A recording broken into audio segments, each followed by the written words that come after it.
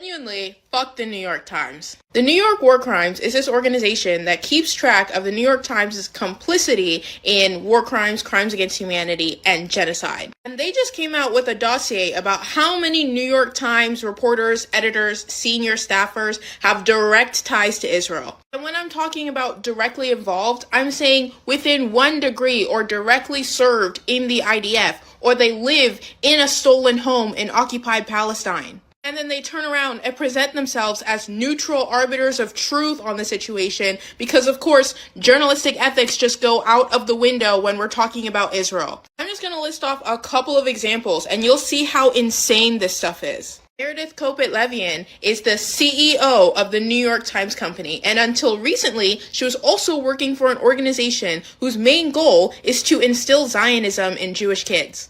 Joe Kahn, executive editor at the New York Times. His father, for almost 20 years, worked for CAMRA, which is basically Canary Mission, a Zionist harassment group. This guy is responsible for the Screams Without Words piece, which asserted, without evidence, that Hamas used sexual violence as a part of October 7. And then after that story was exposed for not being able to pass a journalistic ethics 101 test, he went on a racially motivated witch hunt against Arab and Muslim Times workers. Or David here, he's the Times political editor. He comes straight from the Jerusalem Bureau, where he had the opportunity to live in a house stolen from a Palestinian doctor, send his kids to Israeli schools, and become what the Times of Israel calls the New York Times' most Israel-friendly Jerusalem reporter. These are the people who have direct control over how the #1 newspaper in the world details Israel's genocide, and the higher up you go, it's just more and more connections to Israel, the IDF, and settlers occupying Palestine.